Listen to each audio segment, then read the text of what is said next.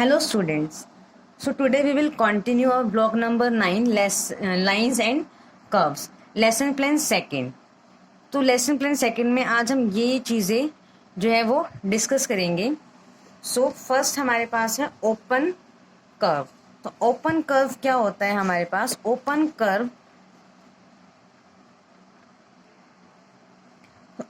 Curve are those that are open from one end. For example A and C. इस figure में आपको ए and C figure दिख रहा होगा. तो ओपन कर्व्स क्या है? एक कर्व है, मतलब एक स्ट्रेट लाइन नहीं है. लाइन क्या है? टेढ़ी मेढ़ी है. ठीक है, एक स्ट्रेट लाइन नहीं है, तो वो तो क्या हो जाता है? कर्व. लेकिन ओपन कर्व क्या होता है? ओपन कर्व होता है जिसका वन एंड जो ओपन हो, कि वो कहीं ना कहीं से ओपन हो. तो आपको ए फिगर दिख रहा होगा, यहाँ से क्या है? ओपन है. एंड सिमिलरली सी पार्ट में भी क्या है? ये यहाँ से ओपन है. तो जिसका भी ओपन एंड हो वो क्या हो जाता है? Open curve. नाउ सेकंड है close curve. Close curves are those that are close from all side. For example B and D. तो क्लोज कर्व्स क्या होते हैं? जो ऑल साइड से क्या होते हैं? क्लोज. दैट मीन हर साइड से क्या होंगे? क्लोज होंगे. जैसे कि बी और D, B and D figure में क्या है? कर्व जो है वो बिल्कुल क्लोज है, कहीं से भी ओपन नहीं है. तो वो क्या हो गए हमारे? Close curve. नाउ थर्ड है सिंपल कर्व. सिंपल कर्व क्या होता है? A curve that does not cut or cross itself is called a simple curve. In figure 14 B and C. आपको फिगर दिख रहा होगा बी एंड सी. तो सिंपल कर्व क्या है? वो कर्व है that does not cut or cross itself, जो अपनी ही लाइनों को, अपने आप को ना तो कहीं से कट करे ना ही क्रॉस करे. ना तो अपने आप को कट करे ना क्रॉस करे. ऐसा कर्व क्या होता है? सिंपल कर्व होता है. बी एंड सी फिगर देखो. बी एंड सी फिगर में जो एक कर्व है वो आपस में अपने अपने आप को खुद कहीं पे टच नहीं कर रहा. ठीक है, ये लाइनें ऐसे जा रही हैं और ऐसे आके यहाँ पे क्लोज हो जा रही हैं. ये इसी कर्व की लाइन इसी कर्व को ना तो कहीं से कट कर रही है ना ही क्रॉस कर रही है. तो ये क्या हो गया हमारे पास? Simple curve. नाउ फोर्थ है हमारे पास non simple curve. Non simple curve, a curve that cut or cross itself is called non simple curve. In figure 14 A and D are non simple curve. अब इसी figure के अंदर ए और जो D part है वो क्या है? नॉन सिंपल कर्व है. वो नॉन सिंपल कर्व क्यों है? क्योंकि एक नॉन सिंपल कर्व वो कर्व होता है जो अपने आप को खुद कहीं ना कहीं कट कर रहा है या फिर क्रॉस कर रहा है. तो आप ए फिगर के अंदर देखोगे कि इसके अंदर यहाँ पे कट किया, यहाँ कट किया, यहाँ कट किया. ये एक ही कर्व है. ठीक है, एक ही कर्व है, लेकिन ये अपने आप को कहीं पे कट कर रहा है. जो भी कर्व अपने आप को कट करेगा, खुद इटसेल्फ कट करेगा, वो क्या हो जाएगा? Non simple curve. Similarly D part में भी, डी पार्ट भी क्या है? एक स्टार शेप कुछ स्ट्रक्चर बना हुआ है जो आपस में कट कर रहा है बहुत सारे पॉइंट पे, यहाँ पे, यहाँ पे. ठीक है, इन सारे पॉइंट्स पे क्या कर रहा है? वो अपने आप को कट कर रहा है, क्रॉस कर रही है. उसी कर्व की दो लाइनें आपस में क्या कर रही हैं? क्रॉस कर रही हैं. तो वो क्या हो जाएगा? Non simple curve. सो हमने अपना open, close, simple and non simple curve को डिस्कस कर लिया. ओपन कर्व क्या था? जिसकी हमारे ओपन कर्व के अंदर क्या होता है? वन ओपन एंड, जिसका कोई भी एक ओपन एंड हो. ठीक है, लेटेस्ट हम एक एग्जांपल, एक फिगर बनाते हैं. जैसे कि हमने ये फिगर बना लिया और इसको हमने क्लोज नहीं किया. ये यहाँ से ओपन है बीच में से, तो ये क्या हो गया? Open curve. और क्लोज कर्व क्या होता है? All side close. सारी साइडें जो है वो क्लोज होती हैं. ठीक है, हमने एक फिगर बनाया, इसको हमने बंद कर दिया, तो ये क्या हो गया हमारा? क्लोज कर्व हो गया. सिंपल कर्व क्या होता है? सिंपल कर्व होता है जो अपने आप इंटरसेक्ट नहीं करते. No not cut itself. जो अपने आप वो कट नहीं करते वो होते हैं सिंपल कर्व. फॉर एग्जाम्पल ये हमने एक कर्व बनाया, इसने अपने आप को कहीं पे कट नहीं किया. ये लाइनें यहाँ से स्टार्ट हुई थी, ऐसी गई, इसने अपनी खुद की लाइनों को आपस टच ही नहीं किया, कट नहीं किया ना क्रॉस किया. तो ये क्या हो गया? Simple curve. Non simple curve क्या होते हैं? जो अपने आप को कट करते हैं, कट इटसेल्फ. जो भी कर्व अपने आप को कट करते हैं वो क्या हो जाते हैं? Non simple curve. Non simple curve का फिगर क्या है? हमने एक कर्व बनाना स्टार्ट किया यहाँ से, और हमने इसी को वापस यहाँ से कट कर दिया, यहाँ से कट कर दिया, फिर जाके ज्वाइन किया. तो हमारे पास दो पॉइंट यहाँ पे और यहाँ पे क्या कर रहा है? ये अपने आप को कट कर रहा है. तो जो अपने आप को कट करता है वो क्या हो जाता है? Non simple curve. नाउ ये तो हमारे सारे 4 टाइप्स ऑफ कर्व थे, वो डिस्कस कर लिए हमने. Now position of point in a figure, एक फिगर के अंदर पॉइंट की क्या क्या पोजीशन हो सकती है। ठीक है, तो हम यहाँ पे एक पॉइंट पहले हम यहाँ पे पॉइंट देखते हैं। हमने एक पॉइंट यहाँ पे किया, एक पॉइंट यहाँ पे और एक पॉइंट है यहाँ पे। इन पॉइंट्स को हम नाम दे देते हैं। ठीक है, इसको हम नाम दे देते हैं ए, ये बी पॉइंट है और ये सी पॉइंट है। ठीक है, तो हमारे पास फिगर के अंदर पॉइंट की पोजीशन, तीन टाइप की पोजीशन होती है। एक होती है इंटीरियर, इंटीरियर होती है जो फिगर के इनसाइड हो, इनसाइड, इनसाइड द फिगर। ठीक है, तो ये पूरा फिगर बना हुआ है, इस फिगर के अंदर जो पॉइंट होगा वो हमारा क्या होगा, इंटीरियर पॉइंट। तो ए जो है वो फिगर के अंदर बना हुआ है, तो इंटीरियर पॉइंट कौन सा हो गया, ए। ठीक है, एक्सटीरियर क्या होता है, आउटसाइड। एक्सटीरियर होता है आउटसाइड, आउटसाइड मीन्स बाहर, इस फिगर के बाहर। तो फिगर के बाहर कौन सा पॉइंट है, बी। तो आउटसाइड मतलब एक्सटीरियर पॉइंट कौन सा हो गया हमारे पास, बी। नाउ थर्ड आता है हमारे पास बाउंड्री पॉइंट। तो बाउंड्री पॉइंट क्या होता है, जो बिल्कुल जो फिगर है उसकी बाउंड्री, फिगर के बाउंड्री मतलब फिगर की जो लाइन है उस लाइन के ऊपर हो। तो जो भी पॉइंट लाइन के ऊपर होता है वो क्या होता है, बाउंड्री को क्या लिख सकते हैं हम, ऑन लाइन, लाइन के ऊपर। जो पॉइंट लाइन के ऊपर होगा वो क्या हो जाएगा, बाउंड्री पॉइंट। तो यहाँ पे कौन सा पॉइंट है जो बिल्कुल लाइन के ऊपर है, सी पॉइंट। सी पॉइंट जो है वो लाइन के ऊपर है, तो बाउंड्री पॉइंट हो गया सी। ठीक है, इंटीरियर पॉइंट हो गया ए, एक्सटीरियर हो गया बी एंड बाउंड्री हो गया C. So here we will complete our lesson plan second. Now come to the lesson plan third, parallel and intersecting lines. तो इस lesson plan के अंदर हमें 4 lines का concept पढ़ना है, parallel line, intersecting line, concurrent line and perpendicular line. तो one by one start करते हैं। सबसे पहले discuss करते हैं parallel lines. So parallel line, two lines that do not meet and are at an equal distance from each other at a place are called parallel line. Parallel line क्या होती हैं, दो लाइनें होती हैं जो आपस में कभी भी मीट नहीं करती। ऐसी दो लाइनें जो आपस में कभी भी मीट नहीं करती वो क्या कहलाती है, parallel line, called parallel line. अब अगर इन फिगर के अंदर जो 16th फिगर है, पैरेलल लाइन का फिगर गिवन है, आप ये फिगर देखें तो इसके अंदर जो लाइन है P और Q, हमारे पास दो लाइनें हैं P एंड Q। तो P एंड Q जो लाइन है वो आपस में कभी भी एक दूसरे को इंटरसेक्ट नहीं करती। तो जो भी लाइनें आपस में इंटरसेक्ट नहीं करती वो हो जाती है हमारे पास पैरेलल लाइन। तो पैरेलल लाइन क्या होती है, that line does not meet, जो दो लाइनें कभी भी मिलती नहीं है। दैट मीन्स हमारे पास ये दो लाइनें हैं, ये आपस में कभी भी मिलेंगी नहीं। ये लाइन है P और ये लाइन है Q। ठीक है, और क्यों नहीं मिलेंगी, क्योंकि इसके हर जो डिस्टेंस है, इनके बीच का जो डिस्टेंस है वो सेम है।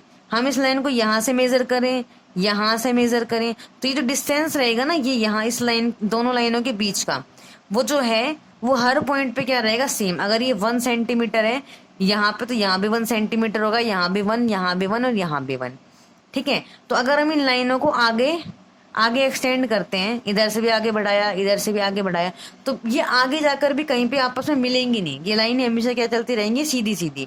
तो ये लाइनें क्या होती हैं हमारे पास, पैरेलल लाइन। ऐसी लाइन से ऐसी लाइंस जो आगे कभी भी जाके मीट नहीं करती, lines which does not meet at any point, कभी भी कहीं भी किसी पॉइंट पे जाकर मीट नहीं करती, that line is called parallel line. Now second है हमारे पास इंटरसेक्टिंग लाइन। इंटरसेक्टिंग लाइन क्या होती है, two line that meet at any one point called intersecting line. ऐसी लाइन जो किसी एक पॉइंट पर मीट कर जाए, जो लाइन एक से एक कहीं भी किसी पॉइंट पे जाकर मीट कर जाए, वो हो जाती है intersecting line. The distance between two line keep reducing as the line move closer to each other. जैसे जैसे लाइनों को आगे बढ़ाएंगे, उनके बीच का जो डिस्टेंस है वो क्या हो जाएगा, कम होने लग जाएगा, धीरे धीरे कम हो जाएगा। जैसे कि हम फिगर 18 देखें तो क्या है, लाइन आर और एस दो लाइनें हैं, इंटरसेक्ट कर रही है line because they meet at a point A. वो पॉइंट ओ पॉइंट पे क्या हो गई, इंटरसेक्ट हो गई। जब हम इन लाइनों को आगे की साइड एक्सटेंड करेंगे तो वो ओ पॉइंट पे इंटरसेक्ट मतलब मीट करेंगी।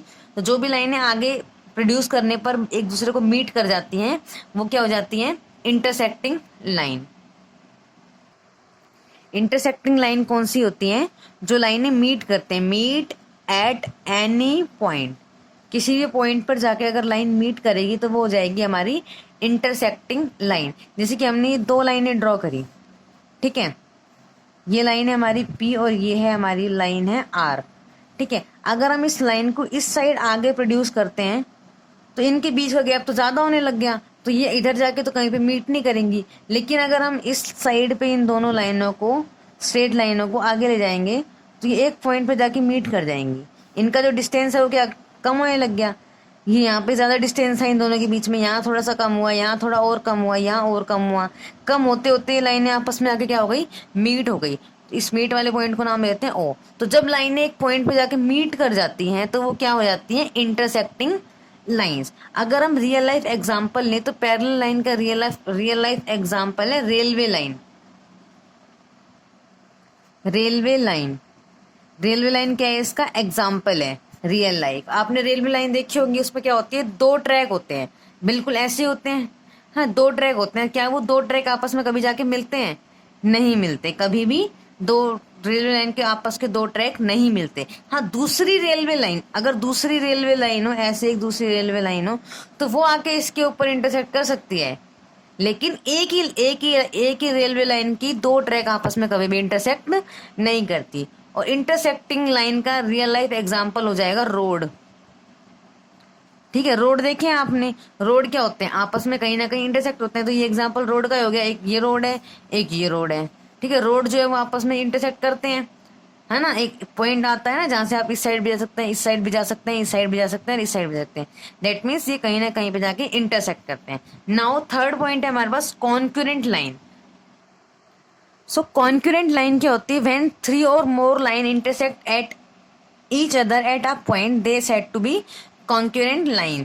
इन फिगर 20 फिगर है, इसके अंदर लाइन ए बी सी, हमारे पास लाइन है ए बी सी, तीन लाइनें हैं, ये आपस में एक पॉइंट पे इंटरसेक्ट कर रही हैं।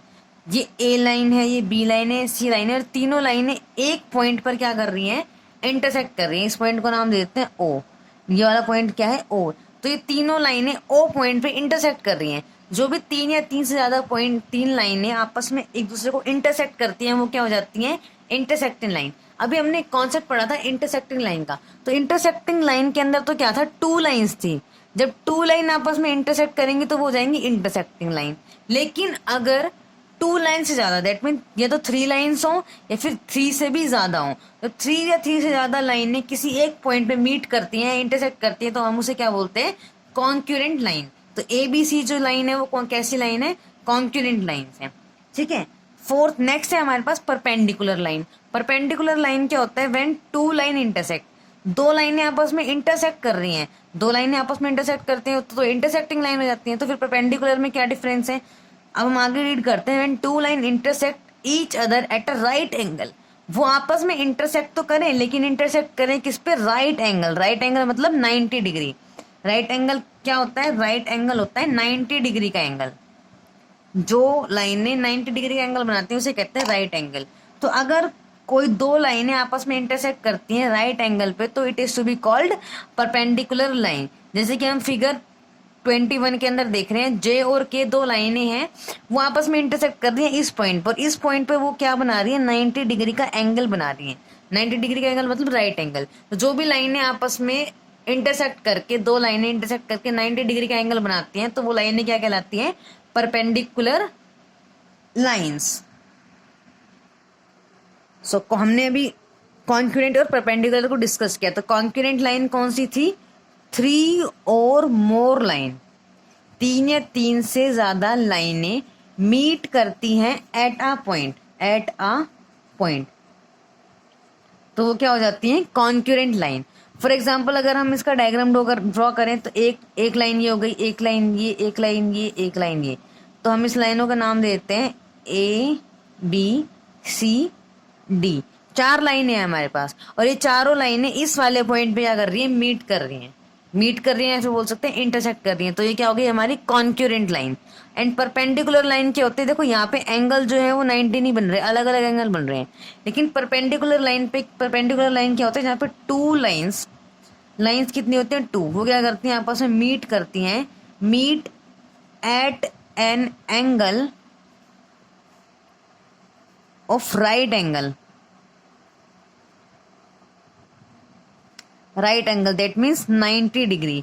जो दो लाइनें आपस में मीट करें और 90 डिग्री का एंगल बनाएं. तो ये लाइन है ए और ये लाइन है हमारे पास बी. ये मीट कर रही है इस पॉइंट पर. यहाँ भी ये 90 बनाती है, ठीक है. यहाँ इस साइड भी ये 90 बनाती है, नीचे की साइड भी ये 90 बनाती है, और इस साइड भी ये क्या बनाती है 90 डिग्री. तो जो भी परपेंडिकुलर लाइनें होती हैं वो क्या करती हैं, जिस पॉइंट में मीट करती है वहाँ 90 डिग्री का एंगल बनाती हैं. तो जो भी अगर कभी भी दो लाइनें मीट करें और 90 डिग्री का एंगल बनाएं तो वो लाइनें क्या कहलाती हैं, परपेंडिकुलर लाइन. तो so today we will discuss our lesson plan 2nd and lesson plan 3rd. Now your homework is you have to complete your workbook S1 line. आपको ये होमवर्क है, आपको S1 जो है वो पूरा कंप्लीट करना है, ठीक है. You can do the whole workbook by your own of block number 9, ठीक है. सिमिलरली आपको S2 क्या है, मेजरिंग लाइन सेगमेंट, ये भी आपको खुद करना है, ये आपका होमवर्क है. एंड S3 कर्व्स, ये भी आपको खुद करना है, ठीक है. Now your block number 9 is complete. Plus you have to do the practice question. Set 1, Set 2, Set 3 and Set 4. Do all the questions in your fair notebook. This is your homework. Thank you.